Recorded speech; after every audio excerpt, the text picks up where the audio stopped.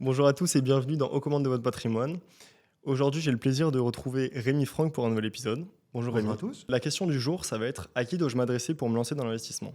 Donc je vous pose la question Rémi, selon vous, doit-on s'adresser à quelqu'un en particulier pour débuter dans l'investissement? Alors, moi, de mon côté, j'ai toujours travaillé dans des banques. Donc, je ne vais pas vous dire qu'il faut à tout prix aller dans une banque. Ce que je peux vous dire, c'est que dans une banque, vous êtes en sécurité, il ne vous arrivera rien de mal. Je ne vous dis pas que ce sera toujours de très très haut calibre, mais vous aurez quelque chose de solide et de sérieux qui est supporté par des équipes très importantes qui font de la recherche, qui regardent les produits. Donc vous avez une sérénité et une sécurité si vous passez par votre banque. Alors là, je parlais plus des banques traditionnelles. Après, vous avez les banques en ligne. Donc les banques en ligne, beaucoup d'entre vous sont clients de banques en ligne et vous avez tout à fait raison, il y a plein d'avantages, c'est souvent moins cher, c'est facile d'accès, c'est bien fait. Dans les banques en ligne, il y a aussi des propositions qui vous permettent d'investir. Puis après, vous avez des gens qu'on appelle des conseillers en gestion de patrimoine, qui sont souvent des indépendants ou qui se regroupent dans des structures un peu plus grosses, qui vont vous offrir un troisième type de service, qui est un service beaucoup plus sur mesure. Ils ne sont pas dans une grosse structure, vous avez un rapport beaucoup plus personnel avec eux. Ils vont vous donner des conseils qui ont moins de support que ce que je décrivais avant dans des grosses structures, mais ils vont vous donner des conseils sans doute plus personnalisés. Et si je dois résumer l'ensemble des gens qui peuvent vous aider dans la gestion de patrimoine, je dirais qu'aucun n'est vraiment meilleur que l'autre. Ça dépend beaucoup de vous. Ça dépend, je dirais, d'abord du montant que vous voulez investir.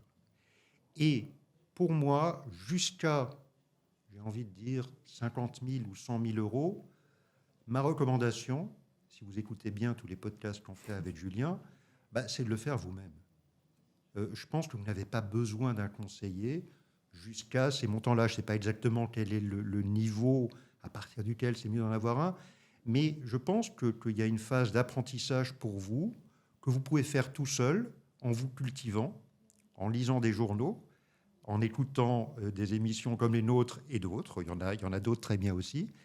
Et ça va vous donner des idées de ce qu'est la finance. Ça vous obligera à suivre ce qu'est la finance. Et vous allez très bien vous débrouiller parce que les différentes classes d'actifs qui font l'objet d'un autre podcast, on vous les explique. On peut être très sécurisé, moins sécurisé. Tout ça, c'est très facile à comprendre si on y passe un peu de temps. Et en plus, je parle peut-être pour moi, mais vous allez vous amuser à faire ça. Vous allez suivre, vous n'allez pas prendre de gros risques, vous pouvez même gagner de l'argent. Donc ma première recommandation, c'est de se demander à partir de quel montant je suis prêt à payer quelqu'un, parce que tous ces gens dont j'ai parlé C'est avant, ça. ils coûtent de l'argent, d'accord? Si c'est pour investir, on le parlait dans une autre émission, 200 ou 300 euros par mois au début en alimentant un PEA, faites-le vous-même. Ouais, il n'y a pas besoin de se faire Vous suivre pour avez ça. des fonds, on appelle des SICAV, des fonds communs de placement, des ETF, on en parle dans d'autres podcasts.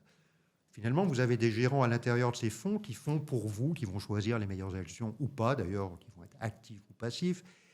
Donc, je ne crois pas que vous ayez besoin de payer un service qui va être cher, parce qu'un service de gestion de votre patrimoine, c'est l'ordre de grandeur, c'est peut-être 1% par an. Quand vous payez 1% par an pendant 10 ans, vous avez payé 10%. C'est ça. Tous les marchés ne font pas 20, 30, 50% sur 10 ans. Donc c'est beaucoup d'argent. Donc moi, je dirais, dans un premier temps, si vous êtes au début de votre phase d'investissement, faites-le vous-même. C'est ça. En dessous de 50 000 euros, je pense que c'est pas forcément utile. Maintenant, quand la surface patrimoniale augmente, je pense que la question se pose réellement pour le coup. Et la question à se poser toujours, c'est quels sont les potentiels conflits d'intérêts? Donc tu as tout à fait raison. Il faut être vigilant. C'est comme dans toutes les professions. Il y a des gens honnêtes et des gens qui ne le sont pas. Comment les reconnaître, c'est compliqué, comme dans toutes les professions. D'accord? Et quelqu'un de malhonnête, ce n'est pas nécessairement quelqu'un qui va voler votre argent pour vous le prendre, mais c'est quelqu'un qui va charger des frais totalement indus. C'est ça. Alors, il y a un bon exemple, c'est les droits d'entrée. Les droits d'entrée, on peut en faire payer sur des fonds, on peut en faire payer sur de l'assurance vie. Comme je l'ai dit au début, tout se négocie. Ben, s'il y a une chose qui se négocie vraiment, c'est les droits d'entrée. Et le minimum, c'est 0. Et il y a beaucoup de gens qui ne prennent pas de droit d'entrée.